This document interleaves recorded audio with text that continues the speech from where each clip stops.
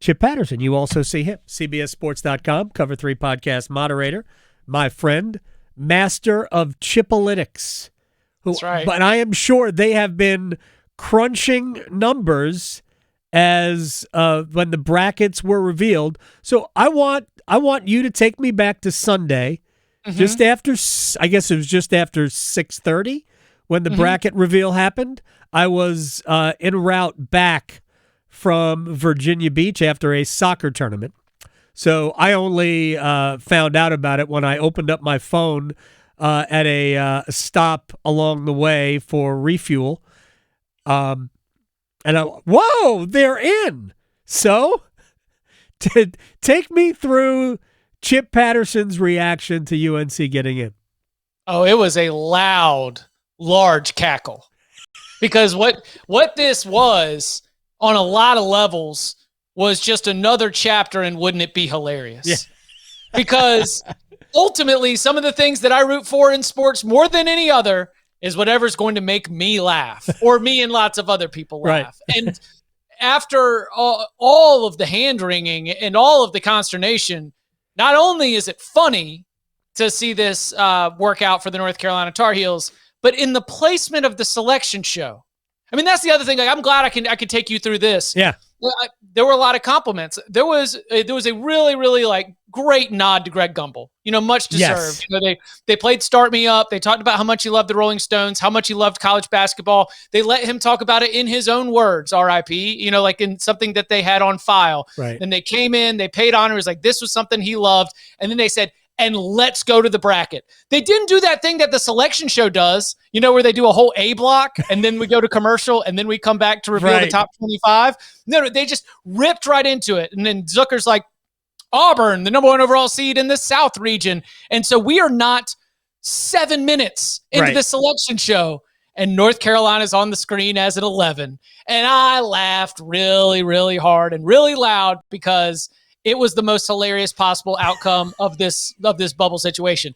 I would say that fast forward, by the way, the fact that West Virginia and Indiana, the two teams that were the most popular props politically to be able to rip apart the North Carolina inclusion, would have been held up from the coaching moves that just happened if they had been included. Yep. Indiana gets to move forward and hire Darian DeVries. Obviously, real tough go of it for West Virginia, but West Virginia lost to Colorado. Right. And it's only like, and that's the one thing I've heard Joe Giglio, I've heard a lot of people talk about, we say conference tournaments don't matter to the seeding. I think it matters to the bubble, and it matters in this way. And I heard you talk about eye test. What about the eyes that are shared? What about the games that happen when the entire selection committee is sitting in the same room together?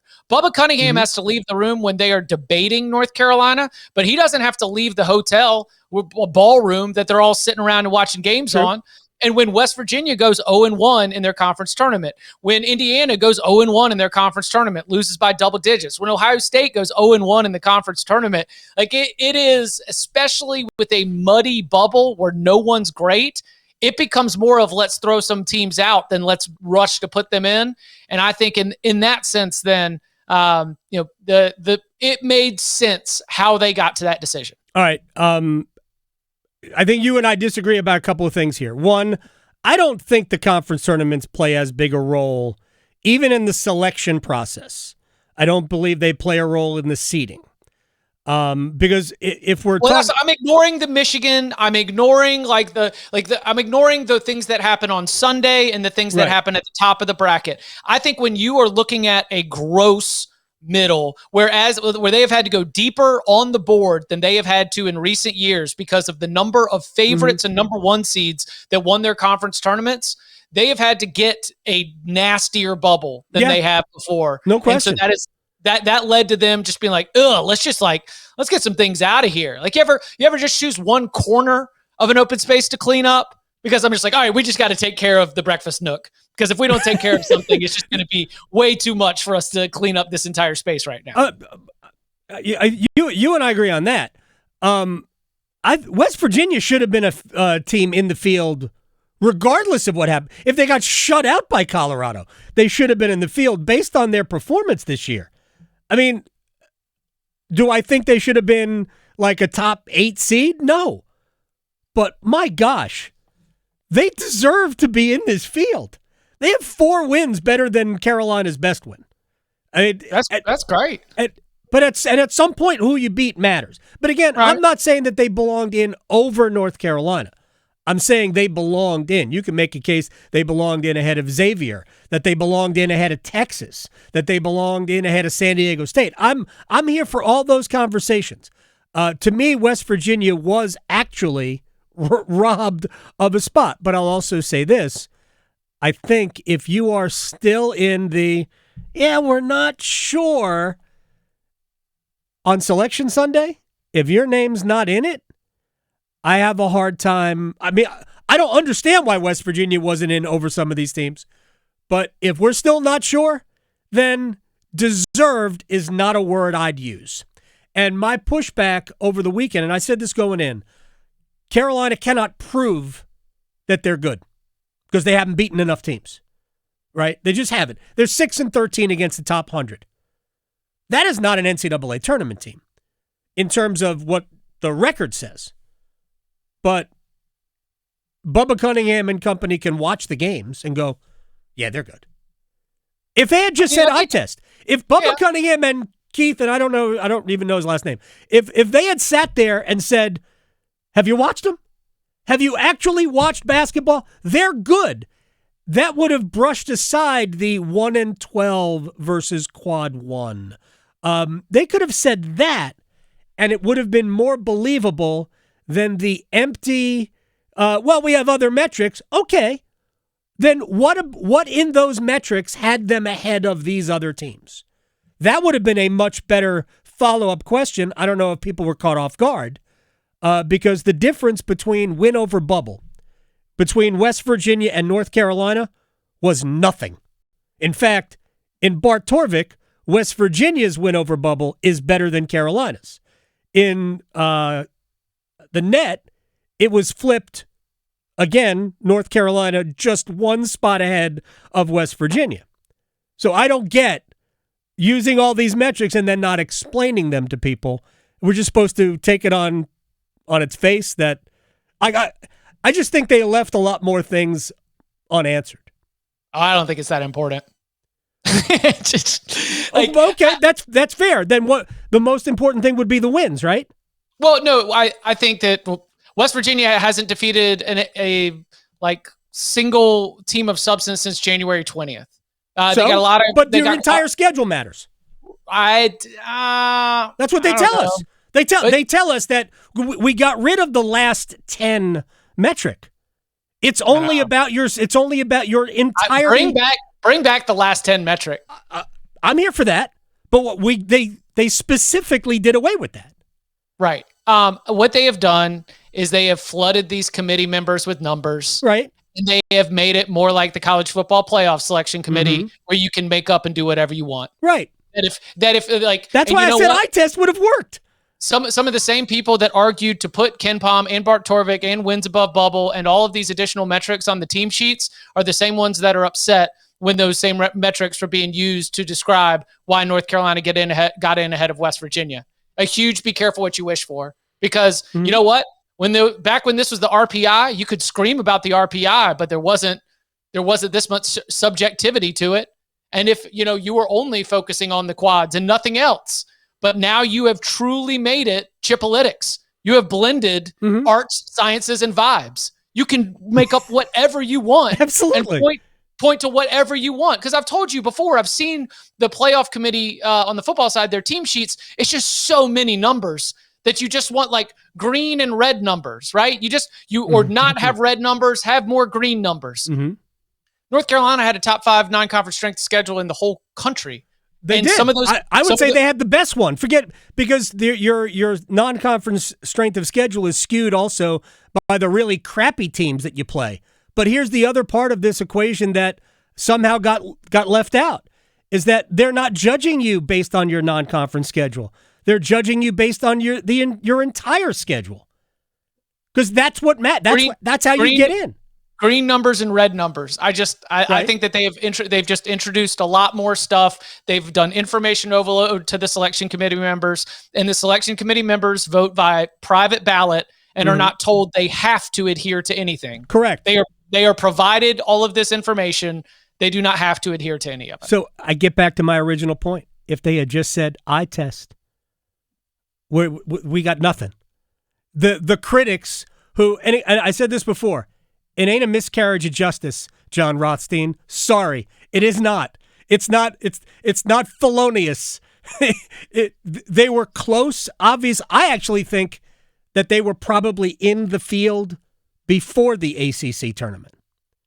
I think North Carolina was probably inside the field before. And I surmise that their 7 games they played against the 1 and the 2 line, which I asked, we have Jerry Palm on like almost every week once we get into February. And I said almost every week to Jerry, what do you think the impact is of Carolina playing potentially 7 games against the 1s and the 2s? And he goes, nothing. You're not beating any of them. And I'm like, okay, I'm just saying, I'm just asking the question because I believe it mattered, right?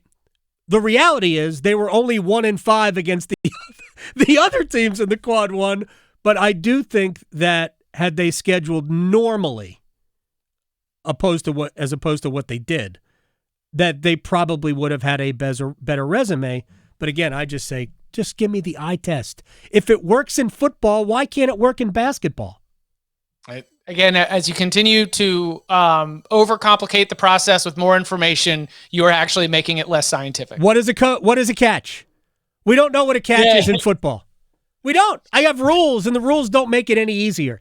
Get rid of your rules. Did you know that we've changed the college targeting rule in each of the off seasons for the last 4 years? No. Have we? Like the really? the actual language of it. This rules committee cycle, they are not touching it. But this is the first time, I'm kid you not, really in the last 3 to 4 years, that something, whether it's like launching or crown or like there has been some language that has been changed to the targeting rule almost every year. So how do we know what targeting is? I don't know. What's our software update?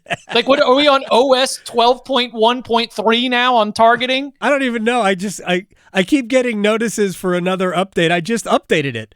I just updated my whatever my Chrome something is. I just updated it. I don't need to do that again, do I? Yeah, I think it is. I tell you what, that last night is not sustainable. There is going to be a regression, but what a statement! Gary Parrish, by the way, was on. I don't know where he was. I guess he was on CBS Sports HQ or something last night, and what he said was right. Everything that happens once the tournament begins doesn't have anything to do with who deserved to get in, because teams advance out of 14 seed, out of 15 seeds all the time. So what happens in the tournament is a standalone. With that said, and I said this all leading up to the tournament, if Carolina gets in, they're winning games. Oh, sorry. That's to tie it back. When I said it doesn't matter, and I was just kind of laughing, I wasn't laughing it off. I was saying it doesn't matter because in reality, once these games start, the conversation is over. Oh, it's over. We're done. That yelling about the bracket and snubs is like a routine part of the way that the NCAA tournament news cycle goes. And then you get games, and everybody forgets, and then we have to actually move forward with the games. We're not going to forget because North Carolina was the team that put that on San Diego State last night. They're favored over Ole Miss. Chip, because guess what? Because odds makers use Ken Palm too. Well, that's kind of how they do it, right? Efficiency metrics. They were 36th in the net. Efficiency ties into that. All these, they have been a more efficient team slightly. Favored by if North Carolina favored by 1.5 against Ole Miss is relatively even with probably a half point or market nod to the fact that North Carolina is just going to be like, go, and attract a little bit of attention as it is. Yep. So, what do the Chipolytics say? Oh yeah, I think Sweet 16's on the table. 100%. And because, and I will say this, because when they get to the Sweet 16, and they will likely see Michigan State there, I keep saying, isn't Carolina versus Michigan State kind of a given? I think Tarheels always win that game.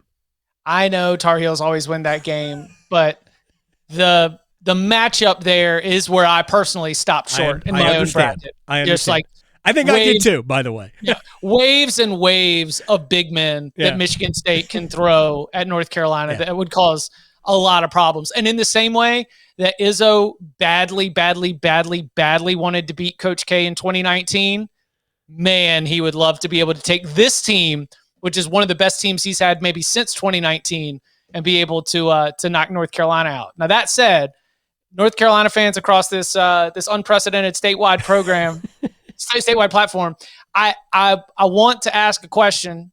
Sure. At what point do you think you considered what that Duke North Carolina title game is going to look like? Oh, it'll be epic. It'll be epic. Well, could Duke go 4-0?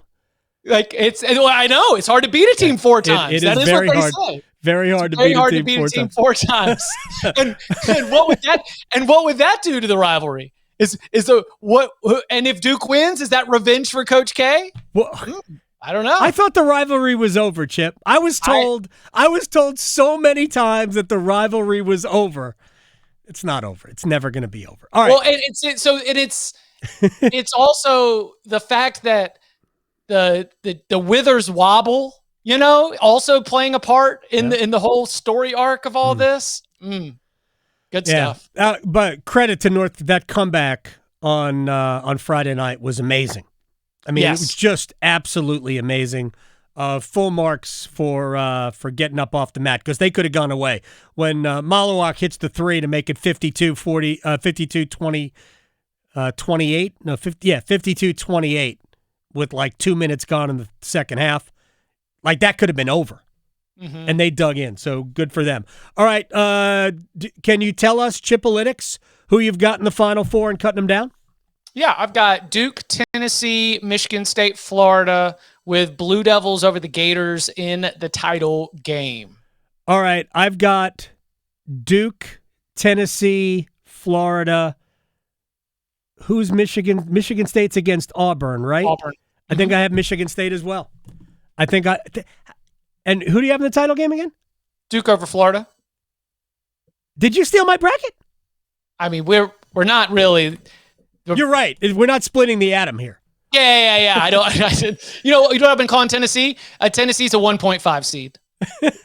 we have 5 1 seeds this year. And Tennessee's right up there. So. All right, I'll ask this question. I asked this same exact question to a good friend and former champion golf partner of ours. So you might be able to figure out who this is. Rory McIlroy wins the Masters by 5, 3, or 1. That's the question. 1. It cannot be easy. Too many demons. It's got to be hard. But I appreciate you just humored me by answering the question as I asked it. How's Alec doing? Or Will? I don't know. It was Alec. Yeah. And Alex said 5? He said 3. Okay. All right. Shout out to Alec. Phenomenal. You're the best, man. I appreciate your time. Chip Patterson, as always, on Wednesdays. Cover 3 podcast moderator. We didn't even talk football. You wrote a whole thing about the 5 ACC teams who could be in the college football playoff. That's going to have to wait for next week. Well, I mean, it was really lazy journalism. I was pushing back. You want to know why? Yes, why? Because there's not 5 teams that can make the college football playoff in the ACC. There's one. The assignment was no. I can stand and I can make a case for 4. But when I had to go to 5, your choices are like Florida State and Georgia Tech. Why not just go North Carolina if Bill Belichick can balance his girlfriend on his legs? So on the beach. I don't get that photo. That is the caliber of team that we are talking about when you're trying to fill out a top 5 means your 5th spot is Florida State, Georgia Tech, or North Carolina. Yeah. I mean, even SMU and Louisville, I'm like, yeah, well, they're not going to make it as an at-large, but maybe they win the conference. Right. There's 2 teams that can make it as an at-large. There's 2 more that could potentially win the conference.